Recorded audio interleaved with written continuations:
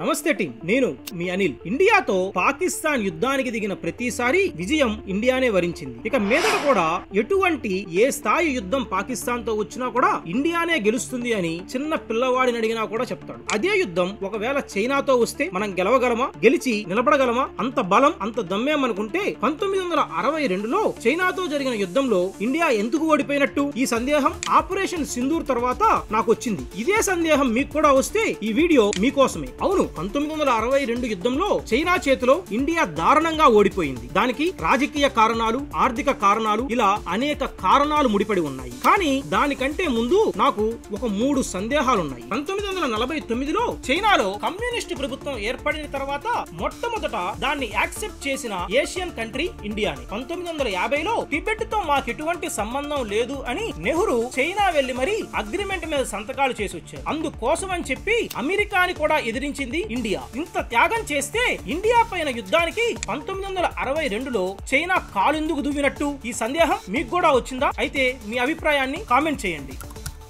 ఇక 1962 అక్టోబర్ 20న మొట్టమొదటిసారి చైనానే భారత్ పైన యుద్ధానికి దిగింది. లదక్ తో మొదలుకొని మొత్తం బోర్డర్ వెంబడి టెర్రరిస్టులు లాగే విరుచుకుపడింది. అసలే కమ్యూనిస్టు ప్రభుత్వం, పైగా అప్పుడే సివిల్ వార్ గెలిచి మరీ ప్రభుత్వాన్ని ఏర్పరిచింది. ఆ పైన భూకాంక్ష, కనిపించే భూమంతా మా తాతలదే అని నమ్మి టిబెట్ ని ఆక్రమించిన దేశం అది. అలానే మన మీద దాడి చేసి అక్సాయ్ చిన్నును కూడా ఆక్రమించింది. అది చాలక ఇప్పుడు అరుణాచల్ ప్రదేశ్ కూడా తమదే అంటుంది. 1500 మంది చనిపోయిన ఈ యుద్ధాన్ని భారత్ కోరలేదు, ఊహించలేదు. అంతెందుకు, భారత్ ఈ యుద్ధానికి రెడీగా కూడా లేదు. ఈ యుద్ధంలో భారత్ చైనా చేతిలో ఓడిపోవడానికి ప్రధానమైన కారణం చైనాకు ఉన్న జియోగ్రాఫికల్ అడ్వాంటేజ్. అక్సాయ్ చిన్ మరియు అరుణాచల్ ప్రదేశ్ లో చైనా సైనికులు హై ఆల్టిట్యూడ్ నుంచి దాడి చేస్తే కింద నుండి దాడి చేసిన మన ఇండియన్ సైనికులు ఉక్కిరి బిక్కిరైపోయారు. 1962 నాటికి మన దేశానికి సరైన డిఫెన్స్ పాలసీ లేదు. అంతెందుకు, మన దగ్గర సరైన యుద్ధ సామాగ్రినే లేదు. చైనాకి మటుకు చైనా లిబరేషన్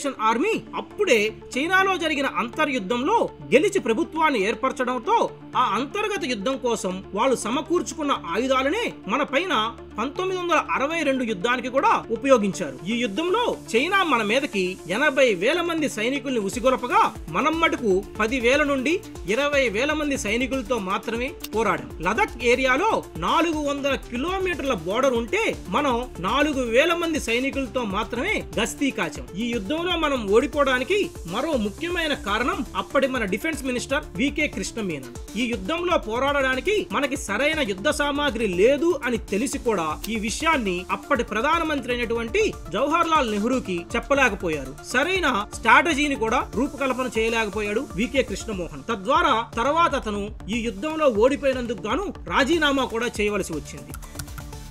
ఒకవేళ చైనాతో మళ్లీ యుద్ధమే వస్తే ఎవరు గెలుస్తారు? ఎవరి బలాబలాలేంటి? ఒకవేళ చైనాతో యుద్ధం వస్తే అది ఖచ్చితంగా అరుణాచల్ ప్రదేశ్ లో చైనా ద్వారానే మొదలవుతుంది. దానికి ప్రధానమైన కారణం చైనా అరుణాచల్ ప్రదేశ్ ఇంకా తమదేనని నమ్మి అక్కడ వారి సైనికుల్ని ఆల్రెడీ మోహరించి ఉండడం. యుద్ధం గనక మొదలైతే భారత్ అక్సాయ్ చిన్నును స్వాధీనం చేసుకోవడం కోసం అక్కడ భారత్ బలగాలతో చైనా మీద దాడికి దిగవచ్చు. పక్కనే ఉన్న బంగ్లాదేశ్ లోని చైనా బేస్ నుంచి ఖచ్చితంగా ఏరియల్ అటాక్స్ మరియు నేవల్ అటాక్స్ కి చైనా ప్రయత్నిస్తుంది. పక్కనే ఉన్న తన పాకిస్తానీ మిత్రులతోటి ఇటువైపు నుండి కాశ్మీర్ మీద దాడి చేసే అవకాశం ఉంది. అంటే మొత్తం 15,107 కిలోమీటర్ల బోర్డర్ ఉన్న భారతదేశంలో పూర్తి యుద్ధ వాతావరణాన్ని నెలకొల్పడానికి ప్రయత్నం చేయొచ్చు చైనా.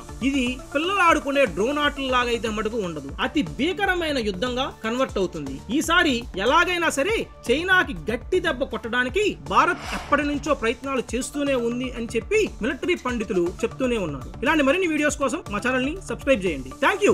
జై హింద్.